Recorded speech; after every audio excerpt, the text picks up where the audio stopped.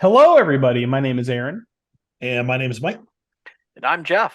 Welcome to another episode of the AMPED Golf Podcast. Okay, so I gotta say this right off the start here. We're really getting into it. They've listened to us finally. Us, specifically us. Specifically us, because the I knew PGA it. Tour and the LPGA have announced a new mixed team event for this season. Cool. Yeah. We don't even have to wait till next season. This season. They listened to us. You know, if only they would give us credit, right? We need to FOIA the internal emails so that we can look for the AMPED Golf name, citing Right. that they had listened to the podcast and thought it was a good idea. Yeah. Apparently, they've listened to lots of fans and have decided to have the first mixed team co-sanctioned event between the two tours, LPGA and PGA, since John Daly and Dame Laura Davies won the final edition of the JCPenney Classic back in 1999. Yeah, it's been a while. So, Cool. are they going to be mic'd up and it will be as fun as we had hoped? Will we get to listen as well as watch them hit it together? I didn't see anything about them being mic'd up, but it's going to be 32 player field, 16 PGA Tour, 16 LPGA players. I don't know why we're not having 16 live players too, but hey, Probably the ratings. You're right, for a $4 million purse. We'll get to the ratings too. $4 million, 3-day event. It's going to be televised by NBC and Golf Channel. It's going to be fun. Hopefully, there's mics there involved in it. That would be really take it to a next level. They're already announcing pairings too. So Are they? Ricky Fowler and Jessica Korda are a team. Wow. And Tony Finau and Nelly Korda are a pairing for Ooh. this as well. So Is those Lexi in the lineup? I'm You not see sure. Lexi Looks like yet? these are the only two people Oh. who have Okay. come Yeah. out and said who they're pairing with. But Sure. I would imagine Lexi's going to be in there. I mean, she's top 10, so Yeah. right, we expect to see her. Yeah. Yeah, she was paired with Maverick McNeely last year at the QBE shootout, where Nelly Korda was and Lexi Thompson were the only two LPGA players there. So Right. she did finish in the tie for 10th. So this is good news because this is something we want to see. We want to see more of this. Yeah, for sure. We want to see the ladies showcase alongside the PGA Tour pros. I think it's just going to benefit them and the tour. The LPGA, they really need the exposure, and this is going to help them, especially with the love fest that's going on between the two tours. Right, the PGA players and Max Homa was really good about this, coming out and really complimenting the game from the ladies that he saw. It was pretty much saying they were unbelievable. And if you want to see some pretty good iron play, watch the ladies play anytime. And we've said that too. Their proximity to the pin on their second shots is better than the men's. So, well, I think that the ladies actually play a better game from about 125 to about 180. I think they have a better game now. You put those low wedges in a pro's hand, and they're obviously snipers and they can putt, right? But I think the ladies, they're hitting in from 175, 180, and they're hitting dimes because they're using higher lofted clubs or lower lofted clubs than the men are. Yeah, they have to. The courses just aren't set up for them. They don't have the same risk reward factor that the men's tours do. Just they don't set the courses up for them. So it's going to be exciting to watch and see. If I remember correctly, on the PGA Tour this year, average proximity to the pin from it was like 130 in was like 20 feet. So another thing for everybody that's listening that thinks, holy shit, I suck, I can't get it inside 10 feet every time. Right. Just remember that the proximity for the men on the PGA Tour is 20 feet with a wedge in their hand for the most part. So you're doing pretty good, and it's something we have to consider when we're playing, because I'm horrible at bashing myself for not doing better. But take what you can get and move on and hit the next shot, right? So LIV Golf, you brought up ratings, Jeff. LIV Golf. Well, you brought it up earlier in a little bit of a thread discussion we were having. Yeah, LIV Golf, their ratings were 0.2 on the CW network. All right, now to give that some relationship to other shows' rating, Paint Dry scored a 0.03, and Grass Growing got a 0.04. So that should tell you where they fell in the ratings. Yeah. So they had a Sunday total of about 200,000 people, where the dead PGA Tour, had 2.3 million on Sunday watching. So Watching the Honda Classic too. It watching wasn't the like Honda Classic, yeah. elevated event or anything like that. I mean, this is a bye week for a lot of the players. So, Yep. Right. Yep. Right. Now, to be fair, right, the CW network is only available in the United States. It's not available Right. across Yeah. the globe. True. They Not a do huge have, network either. So. right. No. They do have an app that you could have downloaded, and you could have watched it on Live Golf's own channel for free as well. So I don't know what the other numbers look like, but the numbers for CW were pretty low. Again, they're in all the major markets here. So if you are in the States, you could have watched them if you wanted to. Yeah, so I think they have two big problems from a drawing fans in perspective. One is the PGA has a big voice, and they've been very loud about how they're traitors and they're betraying PGA Tour and they're taking away from golf, and it's, blah blah blah. And these are not my opinions, right? Okay, I'm just stating this is the PGA's voice. Number two, they don't have marketing. They don't market it. Like, the PGA is coming out with new ads this year. They got some great ads coming out. I've watched some of the PGA commercials, with the shot into the island green, and the snap, and the music is loud, and and there's crowds, and they're good ads. And I've never seen a Live Golf commercial ever. No. No, Me either. I mean, I don't know if you're going to see any on the CW network, but I don't think so. Right. Right. Why wouldn't you have by now already? Right. So, yeah, I mean, and so from the beginning, I've always said, hey, I think it's great for golf. I think it's growing the game. I think there's things going on in the PGA that wouldn't be happening. But if Liv wants to survive, those ratings have got to change, because I understand everybody feels like the oil fields of Saudi Arabia are a printing press. They're not going to just throw bad money after bad. Right. There's got to be a return at some point on it, right? So is the return when the first set of contracts are up after 2024? Right. If there's nothing there, do they go after it? So there's a lot more Live to talk about. They have pretty much said no new signings for the rest of the season. They're done signing people. Short of Tiger Woods and Rory McIlroy and John Rahm probably going, you know what? I want to join Live. Yeah, I've said this before, and I've eaten my words, but those are three players that I can very confidently say that I don't think that they'll ever go over. Yeah, no, I don't think so. Probably not. So the field is a field for this year. There's 12 teams, and the 12 teams are set. Now, some interesting things are going on with Live in relegation for this year. So they're going to run a Q school at the end of the year that's going to allow tour winners and members of the world's top 200 to compete for a berth within the 48 players playing on Live. So they're going to have a 72-hole stroke play shootout labeled the Live Golf Promotions Event.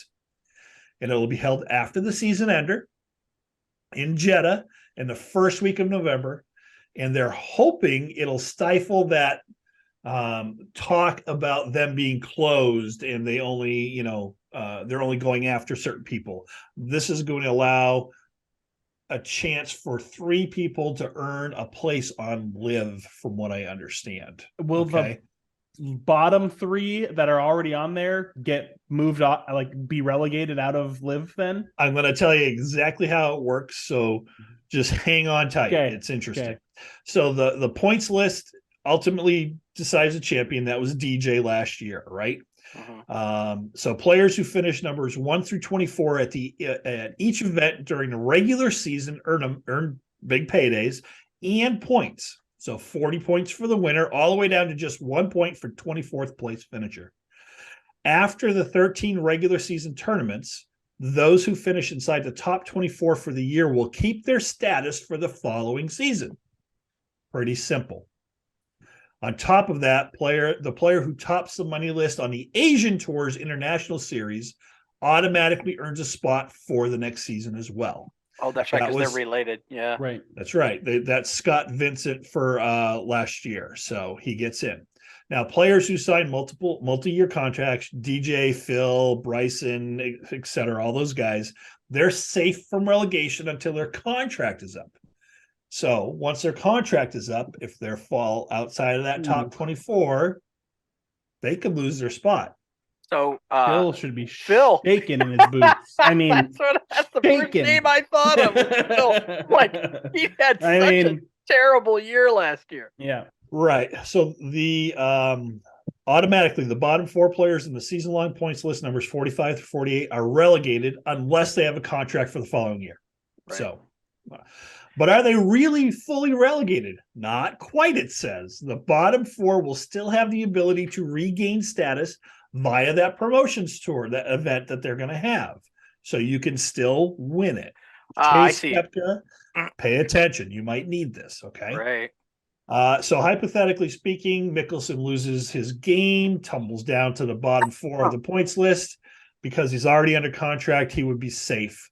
And the next lowest player in the standings, not already exempt, would be relegated. So those in the ranges of 25 through 44 on the LIV points list will go into the transfer market, which is interesting, where a team can pick them up in the 4-month offseason between the team championship and the first event of the new season. So if you piss off your team in any way, shape, or form, and you finish in that bottom 25 to 44, you can get booted, and they could pick somebody that's on that list to be, booted and replace them, and they're safe. Dang. So that could happen. So it's a combination of like a qualifying open event and the college transfer portal. Kind of, sort of, yeah. With a lot of money at stake. A lot of money at stake, right? Yeah, it's funny. It is. So, and this event that they're holding is not going to be 54 holes and no cuts. It's going to be 72 holes of stroke play with various cuts throughout. So round 1 of 18-hole stroke individual play, the top 20 players and ties will advance to round 2. In round 2, the scores are reset for 18 more holes of individual stroke play, where 16 players will advance to the final 2 rounds. The top 20 players from round 1 will be joined by the following who earned automatic exemptions to round 2. Relegated players from the previous LIV season, winners of fully sanctioned events on a PGA Tour and DP World Tour from previous season. Oh, that could be so you could end up with a pretty good sized field again. Winners of the 4 major champions dating back to 2018. Ryder Cup and President's Cup players from the most recent events, and players who finished number 2 through 5 on the International Series list. Then there's rounds 3 and 4 with 2 final rounds of 36 holes of individual stroke play, where the top 3 players gain automatic promotion to the following LIV golf season. I just don't know who. I mean, unless Cameron Smith or one of the guys that's already on LIV wins a major, I don't know who's gonna go. You know what? I'm going to go qualify to play on LIV next year. Is there anybody from the PGA Tour that's a major winner that's going to say, yeah, I agree with you? That's going to go, yeah, I know what? I want to go play in this 72-hole event and try to win a spot on LIV. Well, I don't. Yeah. Well, I mean, there are some guys out there, some names, and I can't think of one off the top of my head, but I'm sure they exist, of players who have done, relatively speaking, absolutely nothing except played lights out major weekend. How far back does it go for the major? 2018. 18. Okay. So I'm trying to think of 2018. I mean, off the top of my head, it was one of those things where like, oh, I could think of a couple people, if we went farther back, like Gary Woodland would be someone that I would think off the top of my head. He won the US Open and hasn't done anything since. Or Justin Rose could be someone like that again, US Open winner. He was world number 1 that season. Hasn't really done much since then. But going back to 2018, now I got to go look. Well, while you're looking, I mean, this is just in my opinion, and my opinion doesn't mean shit, as many people have told me. In my opinion, this is just another poorly thought out plan, right? Let's rush to have something out there and put it out there, rather than coming up with something that's a little bit more. So So 2018, here are the list of the 4 winners from 2018. So Patrick Reed won the Masters. Brooks Koepka won the PGA Championship and the U.S. Open. And Francesco, and then Francesco Molinari won the Open that year. Well, Molinari's not doing all that well on a PGA Tour. He's kind of fallen off, and his game is a little south. It's still much better than any of ours and all of ours combined, absolutely. But he's one of those players that's kind of a fringe player now, isn't he? So Gary Woodland won the U.S. Open in 2019. So that was the first person that popped into my head. Right. And that's really the only guy. Other than that, I mean, Bryson DeChambeau won the U.S. Open the next year. DJ won the Masters the next year. Yeah. They're already over there. Yeah. Phil with the PGA. But everyone else on this list, I don't see them go. I mean, it's Colin Morikawa, Hideki, JT, right. I don't know, man. He's already said he's not going over, even though they apparently offered him like $500 million. There were rumors, to go over, and whether they true or not, we don't know. It's just rumors, everything that we've heard. So, right. LIV's going to be interesting at the end of the season. There's going to be more to watch if you're watching LIV than just the 14 events in the playoffs, right? Mm-hmm. So. We'll see what happens. So Sergio Garcia came out and called Rory immature. Isn't that the pot calling the kettle black in some respects? Yeah, there's a little bit of self-awareness problem on that one. Is this from the clip on we're no longer friends, it's his choice, blah blah Fuck blah, you, blah, Phil. blah, blah. That whole thing. I don't know if it came from that. I know it came from they were talking to him about the friendship, and Sergio claims that Rory is the one that threw some choice words at him and has blasted it out. Now Nick Faldo came out, and Nick Faldo's no fan of Sergio, and he said kind of the same thing. Really, Sergio calling somebody immature? He's the most immature player I've ever seen in my life. So there's no love lost between those two, apparently. So I don't know. I'm sure there's going to be more that comes out of this. Sergio's not one to take an insult back at him lying down. He's definitely going to fire back. If he doesn't, somebody's telling him to keep his mouth shut, right? Otherwise, he's going to slam his club into the ground.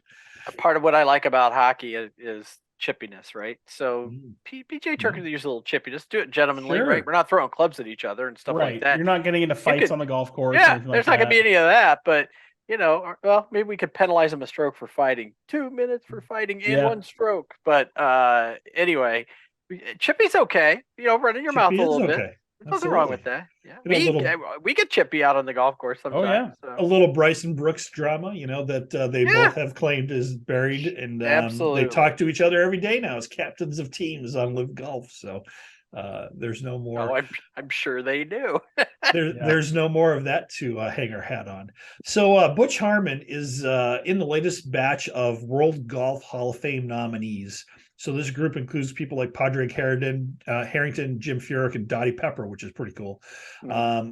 But do you think Butch Harmon being included in the Hall of Fame is long overdue, or is just all right? Whatever he gets in, he gets in. There's people saying that he's long overdue because he's helped Tiger Woods, Phil Mickelson, Greg Norman, and lots of people at the height of their career. So I think it's not necessarily long overdue. It might be a little overdue, but he's pretty well known. I mean, he's maybe the greatest golf coach ever. Is he the GOAT? The GOAT of golf coaching? Yeah. Probably. He's probably one of the big reasons why Tiger was so successful all those years, why Rory was so successful when he first came out. I mean, everyone that he's helped coach has had a good career. And he's back with Ricky Fowler, right? He's back with Ricky, and Ricky is now competitive again. And he has said Ricky will win this year. He firmly believes Ricky's going to win this year. I hope so. Be a good thing. I think I burned my Ricky Fowler pick too. Darn it. I did anyway. Too. It's okay. Aaron and I both did as well. Yes, we did. I think Butch Harmon should be in, right? I mean, I think he's a great golf coach. I definitely think there's a spot for him in the Golf Hall of Fame, considering his contributions to the sport, right? Absolutely. Hall of Fame's just not about putting big numbers up. A Hall of Fame is for contributions to the sport. Right. Be they on the course, off the course, whatever. So yeah, I definitely think he deserves to be in there. Long overdue. I wouldn't know to make a judgment on that. I think I would listen to the players around it, the players and the people in golf about that. So if there's some golfers out there, Tiger, Rory, those folks that you named saying it, then I'd have to, I'd agree with them. Okay, Yeah, so I just looked up some because I wanted to know if there were caddies in the Golf Hall of Fame, and apparently there's a separate Hall of Fame for caddies. What? Now, this is the first thing that I saw on the website. Jack Nicklaus is in the Caddy Hall of Fame for Are you kidding me? That's great. For caddying when he was a kid. And the reason is, it says, if it weren't for the experience he gained caddying for his father, the man many considered to be the greatest golfer to ever live might have never picked up a golf club. Hey, so what that tells me is we have a chance to get in the Caddy Hall of Fame. Yeah, pretty much. Gotta find somebody to carry the bag. You caddied for me. There you go. You had to Aaron. I made Aaron and Adam both caddy for me before they could play golf. A couple of rounds, as a matter of fact, so they could learn the course and the etiquette and things like that. So. I caddy for Mary when she plays in competitive golf. So does that count? Yeah. Yes.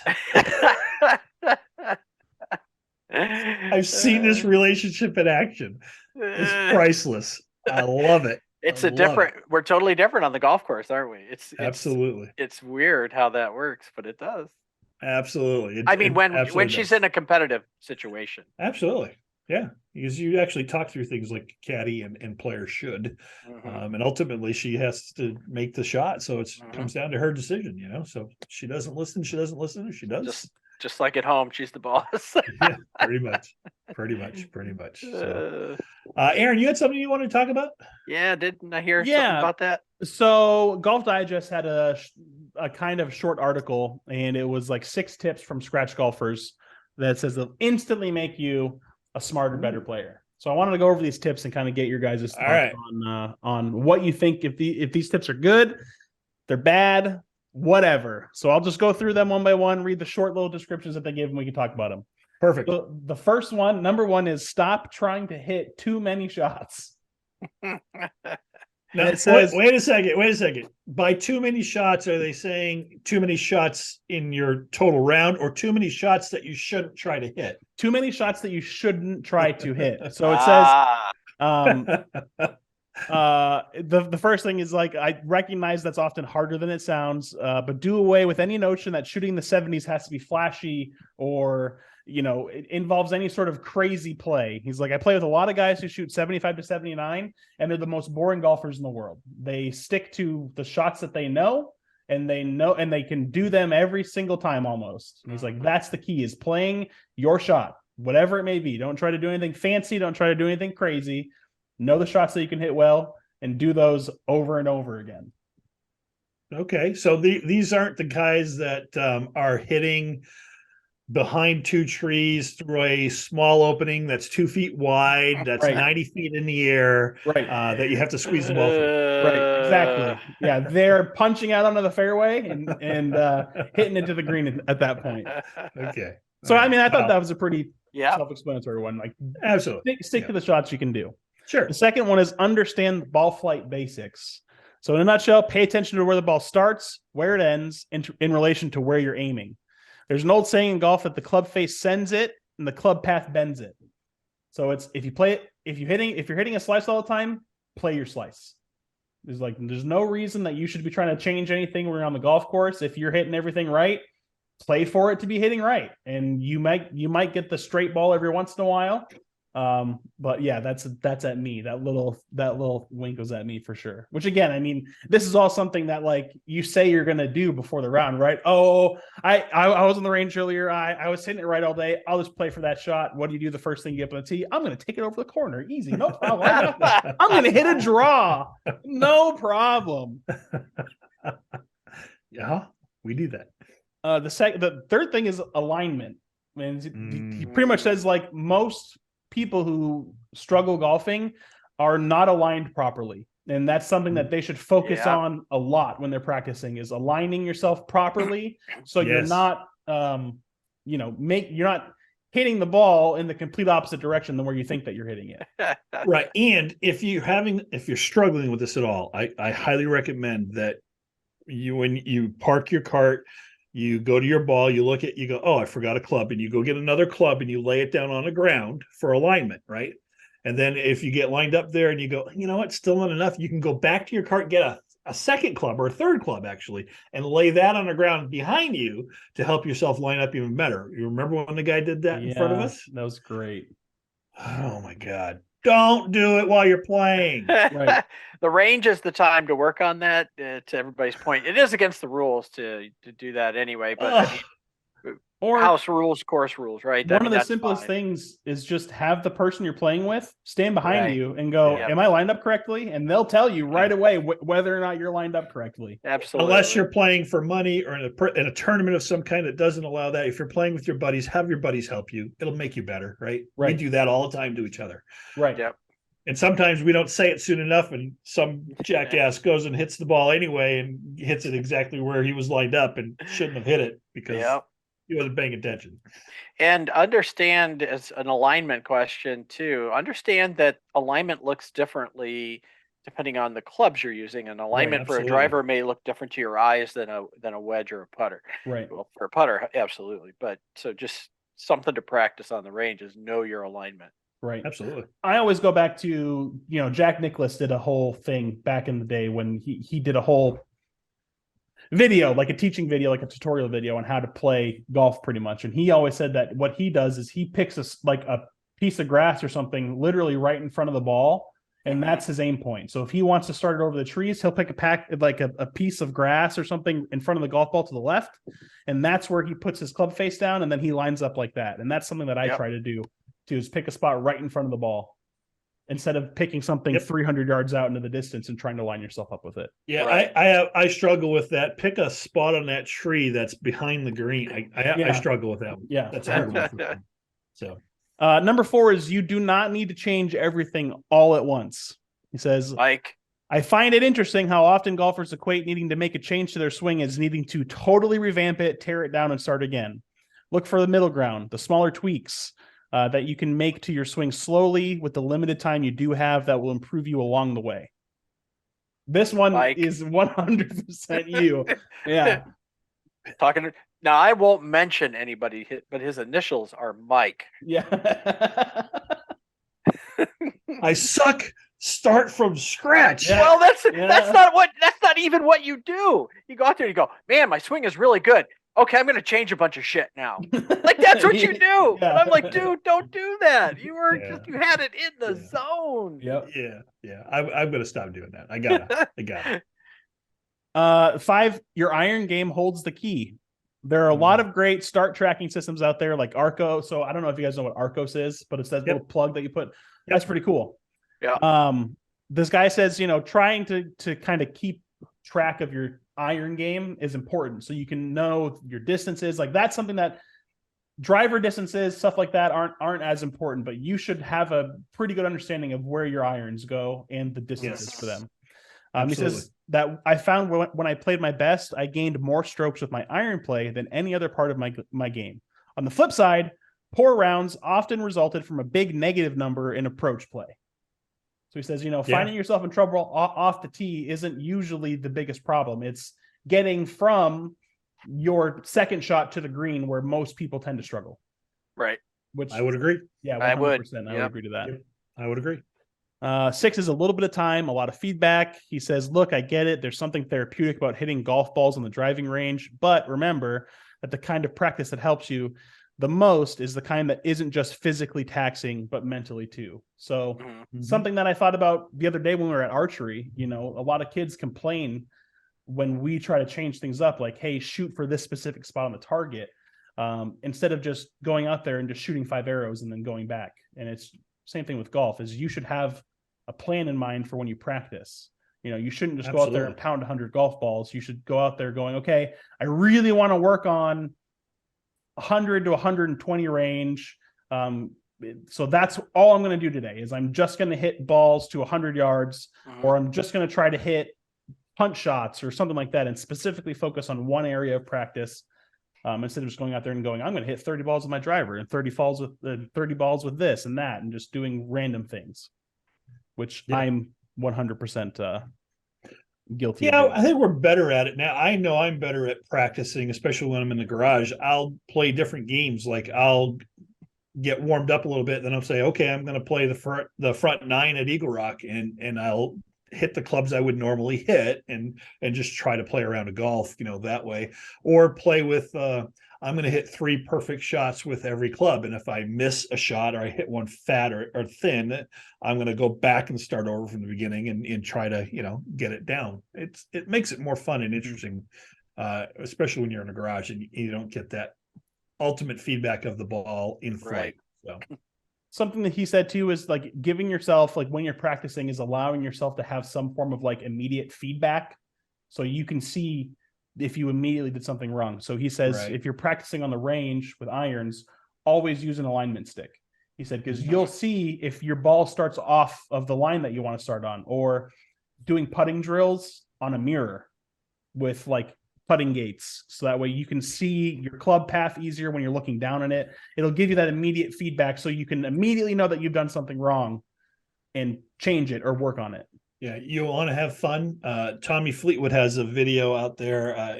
I'm sure you can find it on YouTube of him practicing.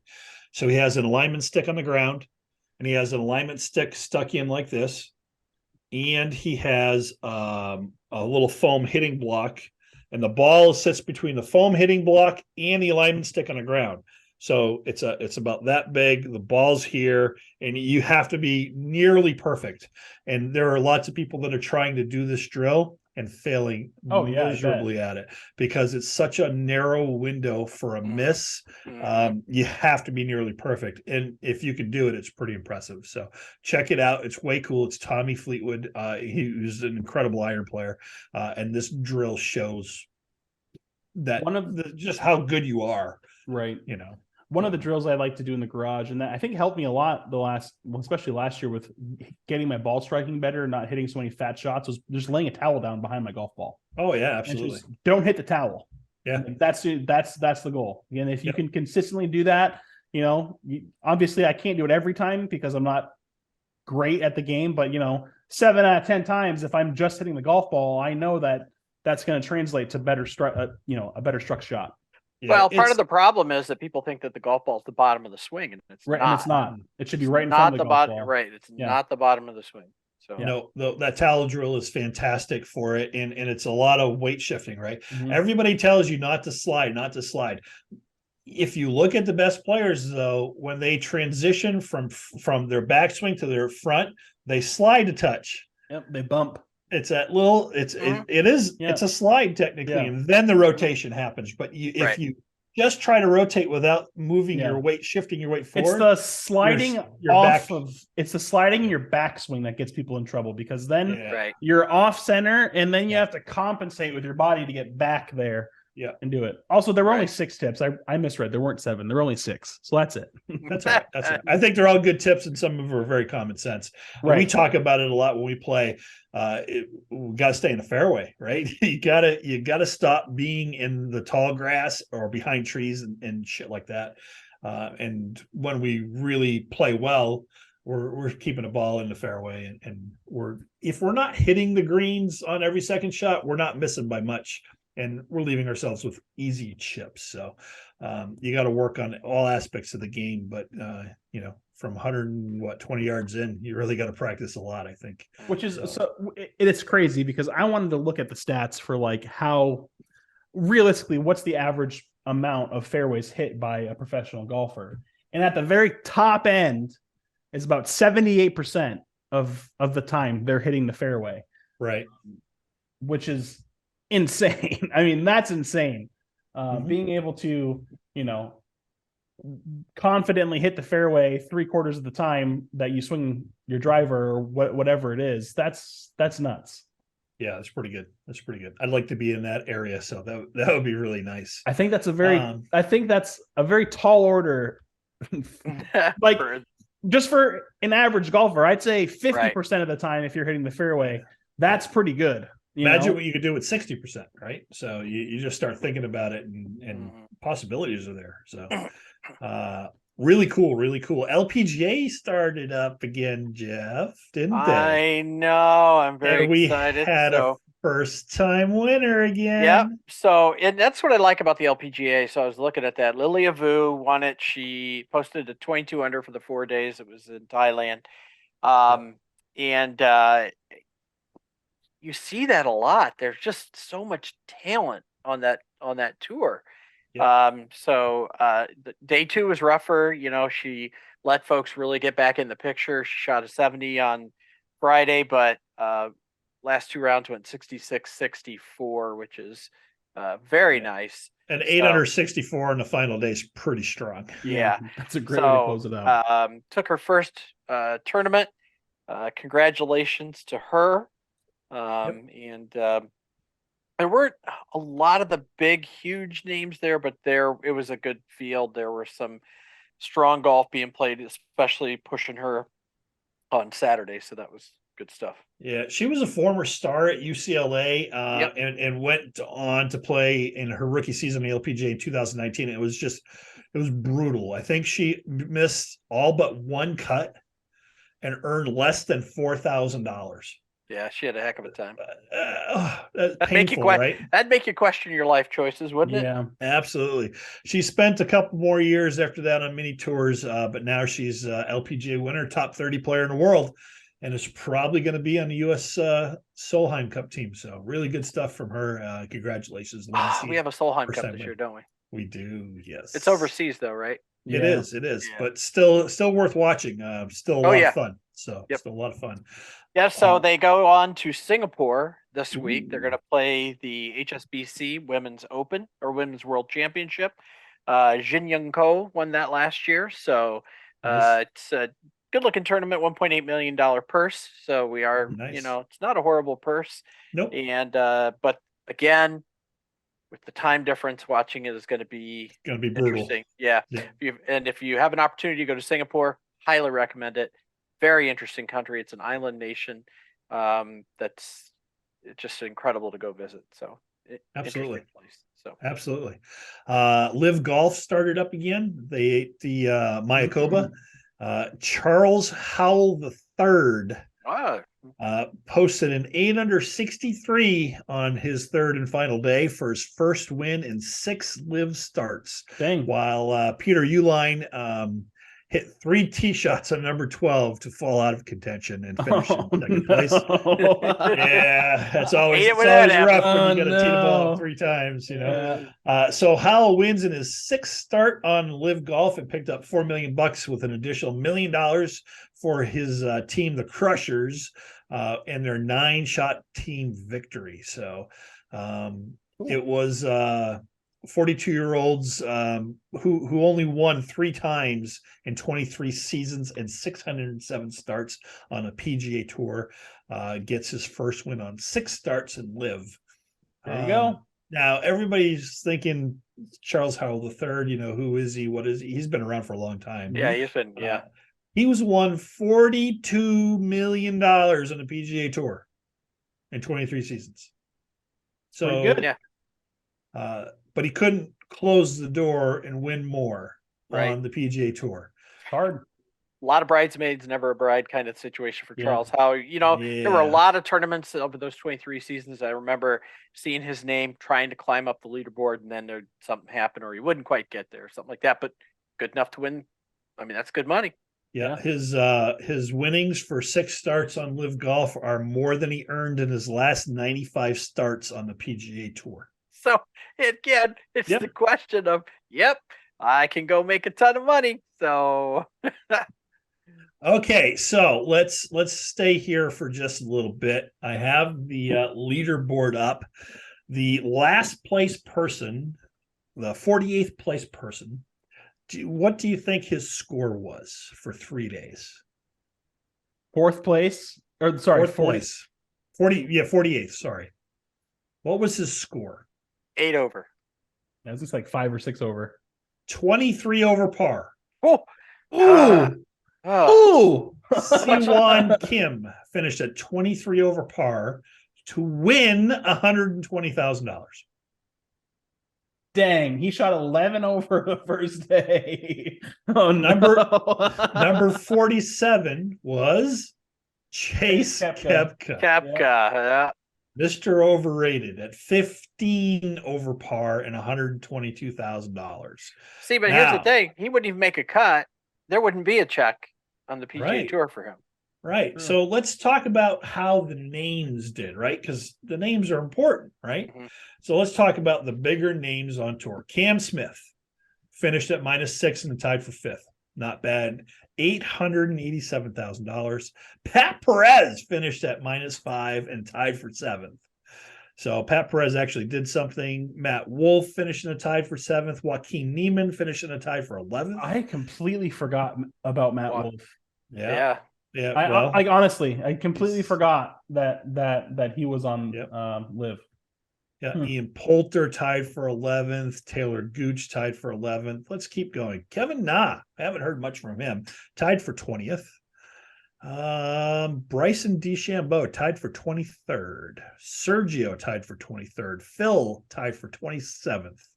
HV3 tied for 27th at +1. Dang. Even Phil finished at +1. That's just crazy. Brooks Koepka, Mr. My Body is Back. I'm in prime shape. Tied for 27th at +1. This must have been a hard golf course. I feel It's like the Mayakoba. The is it PGA not Tour played there every year. really? Okay. I mean, Patrick Reed. Well, I was gonna say DJ and Patrick Reed are both +5. down there at 37th and 38th. Yeah. Bubba Watson, 40th at +6. Lee Westwood, +8. That's just crazy. 2022 Mayakoba results.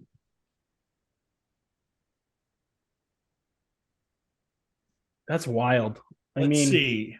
Last year at the Mayakoba, dang, 23 won under at par. 23 under par. Yeah, I see that. Harman, Man, 19 under. the Domin, But 19 extra under. round of golf. The cut. So Francesco Molinari was the cut line pretty much, and he finished at 2 over par for the week. Right. So he was the only one over par for the week out of 68 people. 68 players, 68 people. So and most people, there was a lot of people at 10 over. There's 42 people at 10 under or better scores. So is the course harder? Somebody, of course, said on one of the LIV pages I follow that they set up the LIV courses harder than the PGA did.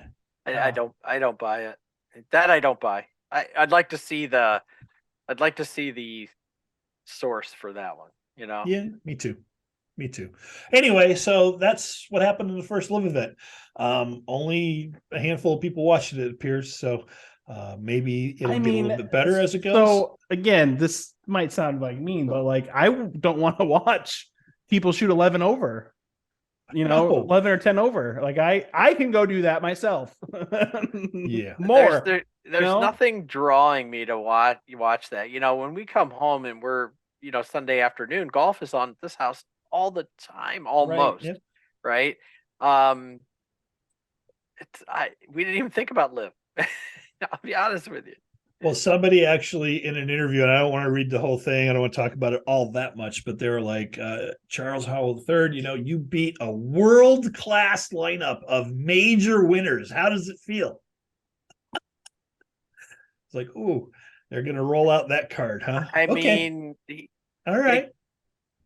Yeah. Technically not wrong. Right. Technically not wrong, but technicalities, right? Yeah. It's all about the technicality. Yeah. So opposite of that, we had the Honda Classic, which was the last year for this tournament that's been around for a long, long time.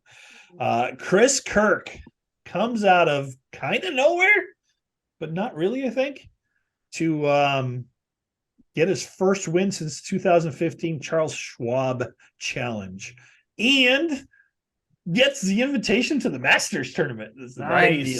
Nice. 37 more days. That's 37. Awesome. All right. So it's his 179th start. He got the wind. A ton of emotions, ton of up and down. There was a lot that happened on this last day, and it went to a playoff. And on the playoff, he was going against who was it? Oh my God. Cole.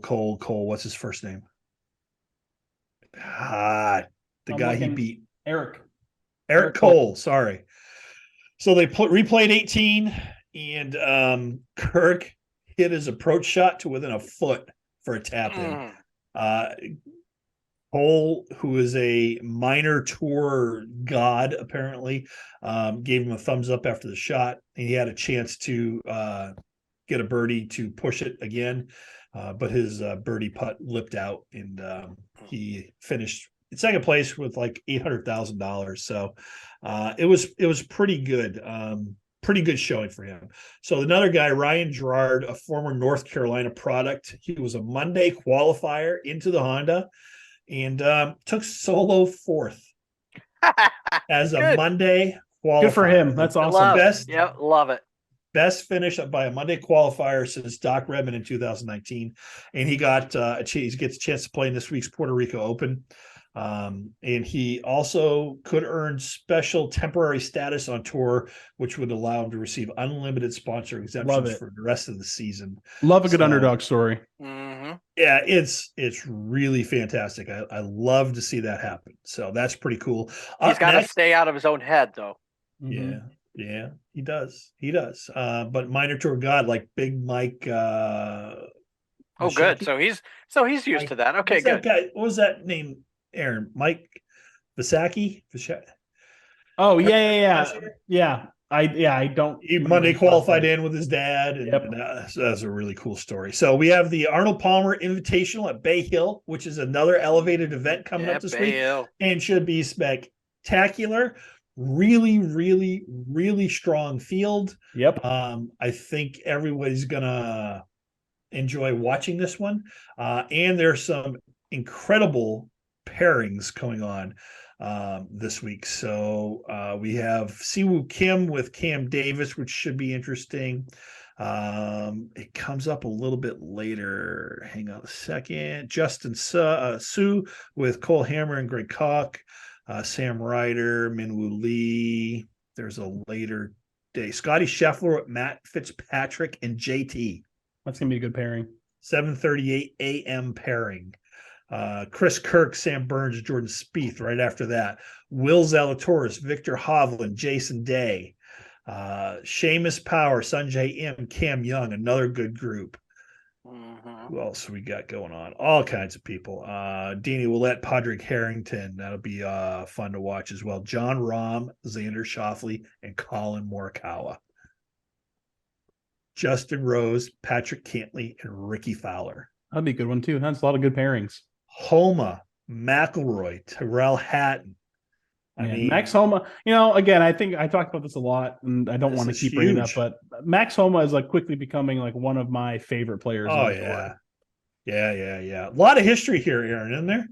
Yeah, so it's the 63rd year that they're playing.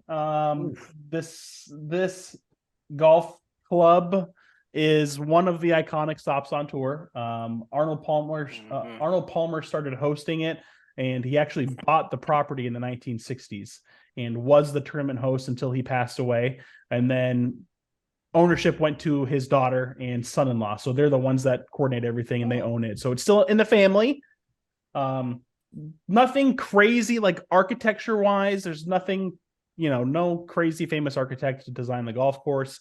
The only notable thing is that apparently this is the first golf course that used Bermuda grass. Really? Yeah, and that has since become like the staple of Southern golf, as Bermuda is everywhere for the most part. Only other crazy things that have happened here. So obviously this is one of Tiger Woods's like stomping grounds. He's won here 8 times and is the only person other than I think Gene Sarazen to win the same tournament 4 years in a row. Wow. So from 2000 2003 he won this tournament every single year. Yeah, he loved it. He loved this. And there's some iconic shots here. Was it 17 or 18 that runs along the water? 17. Water on the left? Yeah, 17. And JT, was it last year? JT flirted with that water. That was at the Players. Was that the Players? Oh, no, maybe that was this. This is here, right? One. Yeah. Where he flirted with the water, and Cam Smith came through last year and won the tournament here, didn't he? No, Cam Smith Scheffler won it last year. Yeah. Right. I thought about picking Scheffler in a one and done. I also might pick Scheffler. I didn't pick him. So last week if last I week have picked somebody or not. So. Yeah, last week I had Zach Johnson, who got me a top 20, Billy Horschel for Aaron, Matt Kuchar for Jeff, and Sepp Straka for Tony. I have not done the money in a couple of weeks, so I'll have that ready for next week. But mine wasn't good. Horschel finished like 48th. Yeah, I didn't want to look. with Tony picking Homa with the win that got him on another $3 million. So I think Tony's in the lead, but I'll have numbers and standings for everybody. So this week I'm picking Will Zalatoris. I think Will's going to win a tournament. I was going to ask if I picked Will. Have I picked Will? Oh, let me look here, Aaron. Because it was going to be not. So picked Will. It's a toss up. It was going to be Sahith Theegala, but I picked Sahith. Right. I already picked Sahith this year because I think this is a good course for him. But I am between Scheffler and Zalatoris for this because part of me wants to save Scheffler for something else. But me too. I think I'm picking him this week to defend. Yeah, I think he's gonna. I'm picking him to defend. Okay. Have I picked? Oh, wait a second, Aaron. Aaron, you have already picked Scotty Scheffler. For what? You picked him in the Tournament of Champions. All right. Well, I guess I'm going with Will then. Sorry about that. Damn. If I pick Finau, Jeff, I feel like I have. Feel like I have. You have not picked. Let me double check. You have not picked Mr. Finau. I'll take Tony.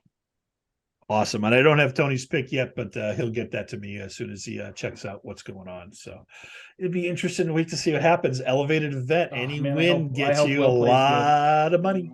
Yeah, I really hope Zalatoris plays well this week. Yeah, I think he will play. Things should change a little bit with them going back to Bermuda greens and everything. The putting should get a little bit better. I thought about Rory here, but I'm definitely saving Rory for a little bit later on. Yeah, I don't want to burn that Rory pick yet. Yeah, I don't want to burn it quite yet. And Rory putts much better on this stuff. So, but he's played well here in the past. Not Players great, is next weekend too. Yeah, we're going to be in Columbus. Yes, it is. For that too. We're not going to be able to watch any of it. We have phones, so that's true. We do have phones. Yeah, so I haven't watched too much YouTube golf over the last week. I've just been really busy. A lot of stuff going on with the winding down of archery season, things like that. So I have not paid too much attention. You guys seen anything interesting out there? Or? No, nothing crazy. The good guys are in Dubai. They're pushing out some good content. That's really about it. I haven't been watching a ton of stuff, other than like good and the occasional like Brian Bros video, but just haven't really had time to watch as much as I would like. I did watch the latest Brian Bros where George beat Wesley. So in a 9-hole match. A rare occurrence. Very rare occurrence. Very rare. And they are building out their golf course and adding some tee boxes, things like that. So that's getting to be interesting. I can't wait to see what happens there. So what else you got? I'm ready to go play some actual golf. Oh, yep. I tried to on Sunday, but the course was closed. It's one of those things where, like, I think it was, when winter had hit and, getting stuff ready for the wedding. I hadn't swung a golf club in a few months, and then we went to the simulator, and I was like, man, all right, I want to go play golf. I'm ready. Heck yeah. I'm ready to go. It was just, I'm ready for nice weather again. It's right around the corner. It'll be interesting to see what happens at Eagle Rock, because as I drove up and saw the destruction on number 10, my heart sank a little bit, because what are they going to do with that hole? Realistically, gotta have to be shorter. They could shorten it, or are they completely getting rid of the practice, like the short game area where that green is in bunker? Because you could put a tee box over there. But then honestly, that turns it into what do you end up with? You can probably only make that hole about 345 or so with a tee box from there, because they brought that parking lot out. So you end up with this weird length par 4. I still think they should flip it again like it originally was. Make 10-1, have a short par 4, and then go to 2 from there. And then 1 could be 9 or 10, I guess. 1 could be 10. I just think if he hates golfers, he should just turn it into a subdivision and call it a day, because that's what it feels like some days out there. Right. So. Yeah, it'll be interesting. So I don't have I won't get any love for that comment, but I really, quite frankly, don't care. It's just, I mean, I don't know. you could do a lot with number 10. There are a bunch of different ways you could reconfigure that hole without just chopping it down, I feel like. And especially since I feel like the short game area at this point is just kind of wasted space. There's not a lot of people that use it. They don't keep the green in good shape. The bunker's not really anything like. But you take away you move the tee box over there. You've got to take some trees out on the left. Yeah, for sure. You end up turning that hole into a mediocre straight short par four, which is nowhere what the hole was originally intended to be. It's a parody of what it used. I think shortening it, even if they just shorten it, it's not going to be the same. It's just going to be a meh hole. Yeah. I feel like, again, if they're going to do that, just turn it into one, and then that's a good starting hole, and then you're off. Right. So. Yep.